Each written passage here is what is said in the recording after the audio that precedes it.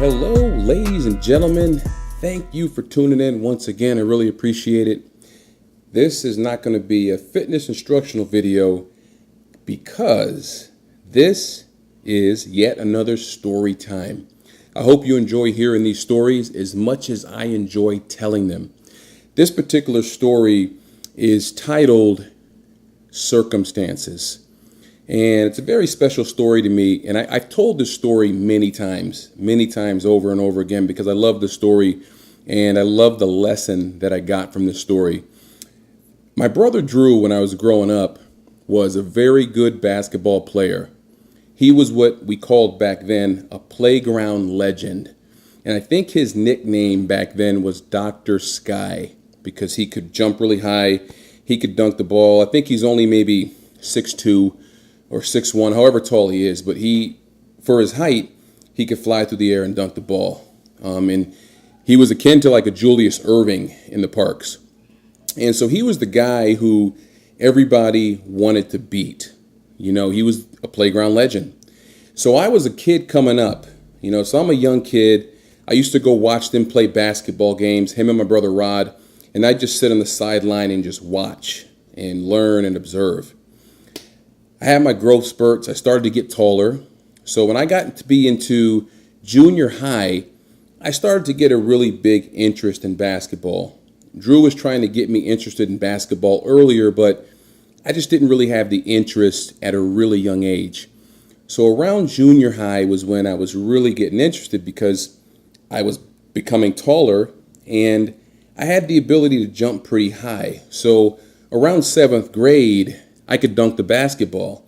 It was no problem. And I didn't do any plyometrics, no jump rope drills or any kind of box jump drills or squats. I just had the ability to dunk the basketball in 7th grade.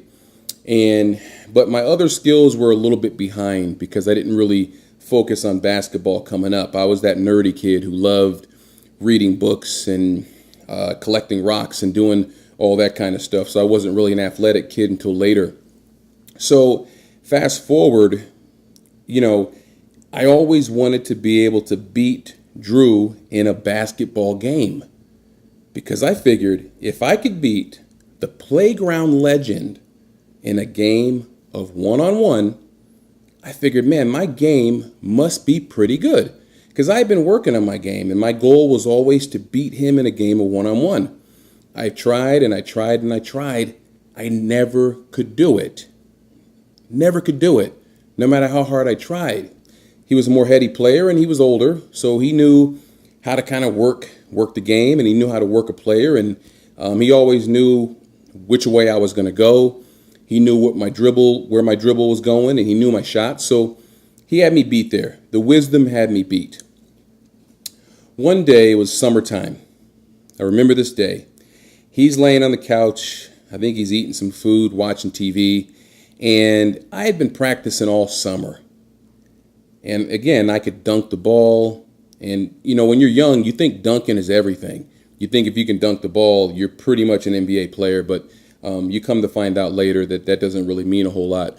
But anyway, I thought that I was ready to play Drew in a game of one-on-one. I figured I could beat him this time. I had been practicing a lot.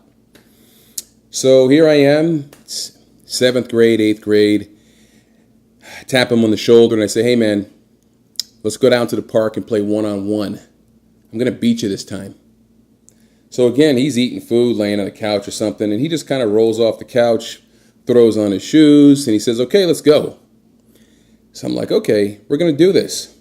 I said, I'm definitely going to beat him because he was just laying on the couch. So we go down to the basketball court. We're getting warmed up, shooting around, and he let me have the ball first, and I scored the first basket. And so when you score a basket, you keep the ball. And I think I scored like 2 or 3 baskets in a row. And if you know anything about basketball, when you score and you get the ball back, you keep the ball until you don't score and someone gets a rebound. So I score the first 2 or 3 baskets. I don't remember exactly which one it was. And so I thought I was on a roll. I was like, okay, I got this. I'm going to beat him this time. So he scores the next few baskets, ties the game. And then after that, it's basket for basket. We're tied up. tied up, basket for basket. We're playing a game to 11. We're playing a game to 11. So I think we're at 10-10 in the game. I take a shot to win the game. I miss the shot. He gets the rebound, takes a few dribbles behind the three-point line. I mean, he was way behind the three-point line somewhere, and I figured he's not going to make this basket. There's just no way he's going to make this. He was in no man's land. Shoots the ball, and the ball goes through the rim. Nothing but net. I mean, the net swished so hard that it wrapped around the rim at the top. It was one of those shots that, no one would have thought he would have made that shot, but he did. So I'm thinking, how did he do this? Because athletically, I was a better player. I was faster. Probably at the time, pound for pound, I might have been a little bit stronger for my age. I could definitely jump higher. So I couldn't figure out how he won this game. So one thing I can tell you about the court at Cutler Junior High outside is it was what we called blacktop back then. We called them a blacktop court, and it was pavement. So it wasn't even, because back then, back there anyway, in Connecticut, in the summertime, you get heat. So that stuff expands.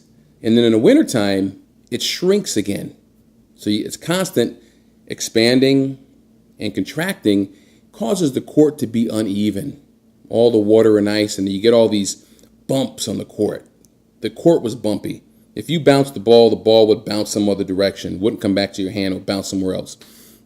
So I told him, I said, you know what?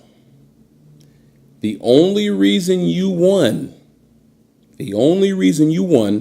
is because the court was uneven. He looked at me and he said, we were both playing on the same court. The court was uneven for me too. We were playing under the same circumstances. And, we packed up our stuff, walked home, and that was that. He was never a guy to rub it in or anything. He was always a guy who wanted to try and teach you and wanted you to become a better player. But I learned a very valuable lesson with that one little thing he said to me that day. And like I said, I've told this story so many times. He said to me, we were playing under the same circumstances. And I've carried that with me throughout my life, whether it's in fitness or anything else. How it ties into my fitness is, there's no excuses. Everybody has 24 hours. Everybody has 24 hours. 45 pounds is 45 pounds. It's 45 pounds for me, and it's 45 pounds for that guy over there. So, it just taught me to not try and find external excuses and to just work harder. To work harder and not try to blame your circumstances, and don't blame the condition of the court for losing the game. Maybe find out the condition of the court before you play the game. That's what a real winner would do. So that was that's the story. And I've told that story so many times. And I truly do believe it for the most part. And like I always say with most of my talks, everything doesn't apply to everybody. If there's somebody with a disability or that has some sort of issue or is injured, well, obviously their circumstances are different. But when we're talking about people, again, that are well and able and can do things and have all their faculties, well, we're all playing under the same circumstances for the most part. It's not to say that everything's equal all the time, because there's a lot of different factors that come in with that, and they're obvious factors. And I don't need to go into all those right now. But in terms of how this relates to fitness, hey, no excuses, right? We're all playing under the same circumstances. And just wanted to share that story. I hope that story resonated with you in the same way that it resonated with me. I learned a lot from that one. And that's it for the story time. Hope you enjoyed the story, and hope this was informative. Have a nice day.